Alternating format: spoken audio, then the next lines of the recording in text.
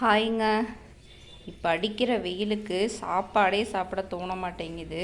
எங்கள் வீட்டில் இருக்கிற எல்லாத்துக்கும் சாம்பார், ரசம், பீட்ரூட் பொரியல் வச்சு கொடுத்துட்டேன். எனக்கு சாப்பிடவே பிடிக்கல.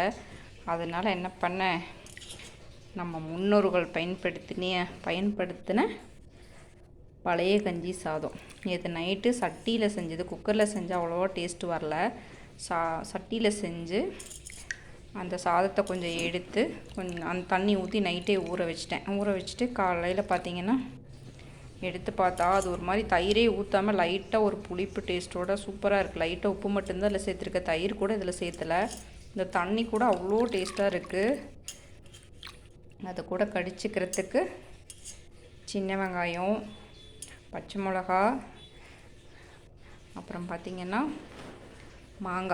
மாங்காயில் உப்பு, மிளகாத்தூள், இது கொஞ்சம் தேங்காய் நல்லா மிக்ஸ் பண்ணி வச்சுருக்கேன். சாப்பிட்றதுக்கு சூப்பராக அல்டிமேட்டாக இருக்குது. நீங்களும் ட்ரை பண்ணி பாருங்கள். உங்களுக்கும் இது பிடிக்கும் அப்படின்னா மறக்காமல் சப்ஸ்கிரைப் பண்ணுங்கள், லைக் பண்ணுங்கள். தேங்க்யூ.